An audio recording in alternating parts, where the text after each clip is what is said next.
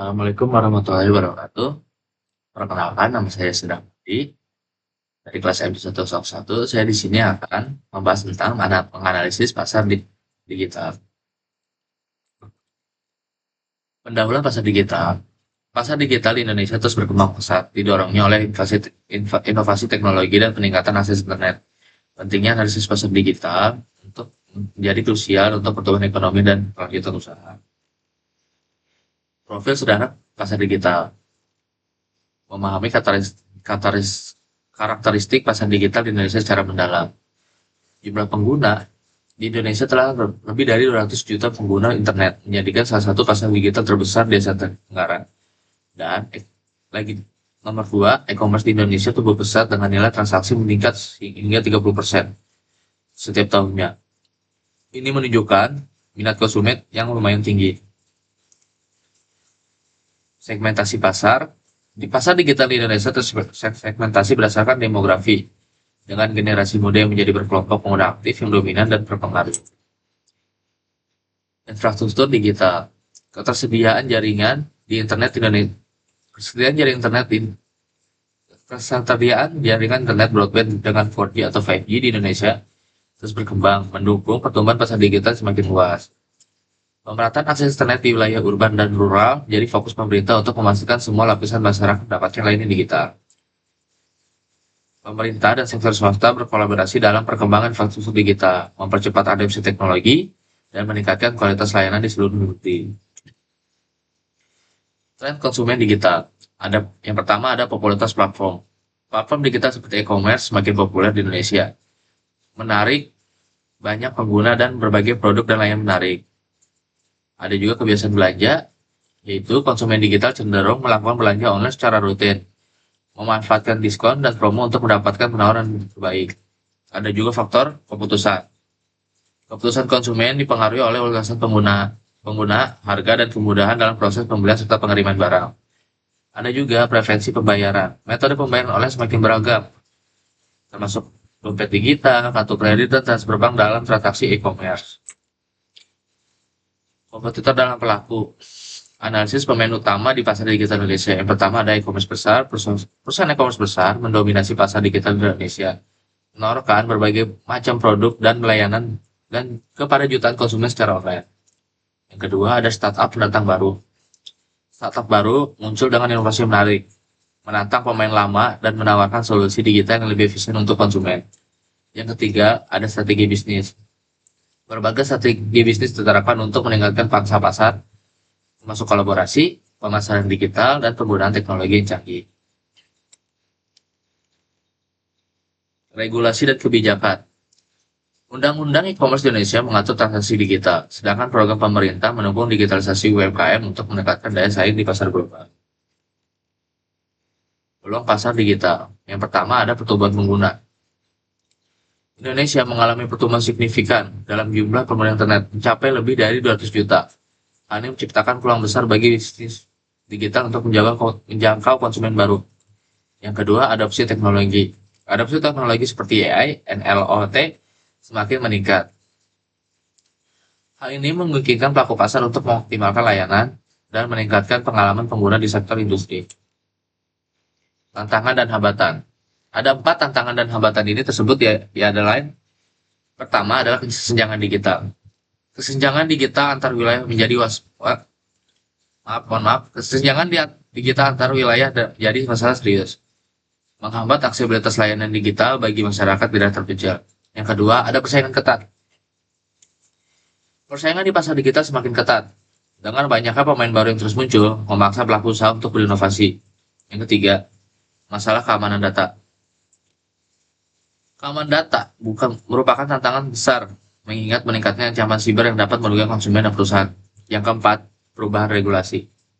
Perubahan regulasi yang terus berubah juga menjadi hambatan, menuntut pelaku pasar untuk beradaptasi dengan cepat demi untuk kepatuhan. Strategi pengembangan. Ada 3 strategi pengembangan, yaitu pertama, kolaborasi pemerintah dan swasta. Sinergi antara pemerintah dan sektor swasta sangat penting untuk menghadirkan inovasi yang mendukung perkembangan pasar digital di Indonesia. Yang kedua, pengembangan SDM. meningkatkan keterampilan dan pengetahuan tenaga kerja melalui pelatihan dan pendidikan agar dapat beradaptasi dengan perkembangan teknologi digital yang pesat. Yang ketiga, peningkatan infrastruktur. Investasi dalam infrastruktur digital lebih baik seperti jaring internet dapat mendorong aksesibilitas dan meningkatkan kualitas layanan digital di berbagai daerah. Kisah sukses startup lokal. Contoh keberhasilan dalam pasar digital. Banyak startup lokal di Indonesia telah mencapai keberhasilan luar biasa dengan memanfaatkan teknologi digital, berinovasi, dan memenuhi kebutuhan konsumen, menunjukkan potensi besar yang ada di pasar digital saat ini. Dampak sosial, kontribusi pasar digital terhadap kehidupan masyarakat Indonesia. Yang pertama, penciptaan lapangan pekerjaan. Pasar digital telah menciptakan banyak lapangan pekerja baru, memberikan peluang bagi individu untuk terlibat dalam ekonomi digital yang berkembang. Yang kedua, perubahan gaya. Adopsi teknologi digital merubah gaya hidup masyarakat, mempengaruhi cara berinteraksi, berbelanja, dan mengakses informasi secara efisien. Kontribusi PDB.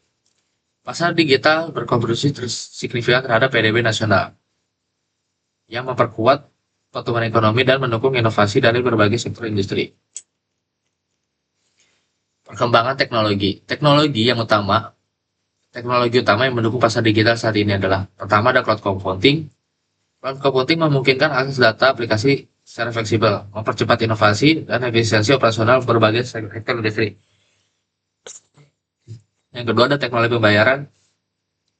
Teknologi pembayaran digital memudahkan transaksi online, meningkatkan kenyamanan bagi konsumen dan memperluas pasar bagi pelaku usaha. Yang ketiga, platform media sosial. Platform media sosial berfungsi sebagai alat pemasaran efektif, memungkinkan perusahaan untuk menjangkau audiens yang lebih luas dan berinteraksi secara langsung dengan konsumen. Analisis SWOT.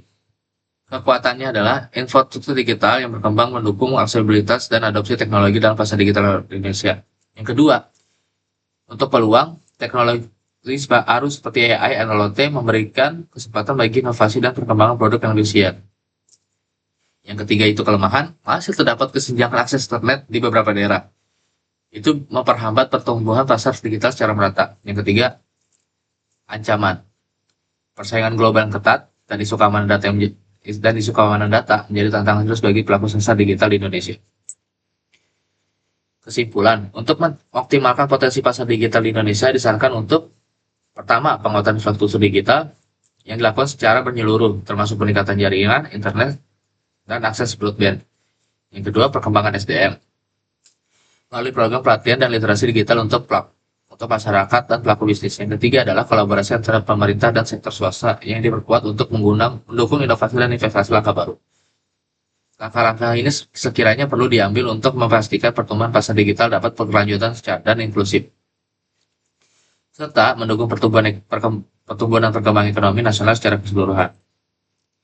Berikut ini referensi saya atau daftar pustakanya ada dari Sutanto, J. Alim untuk tahun 2020 Digital Market Analysis in Indonesia, Jakarta, Penerbit Rakyat, Kementerian Komunikasi dan Informasi Digital Republik Indonesia, PwC Indonesia, TAN-E, Raharjo, dan BPPS Indonesia.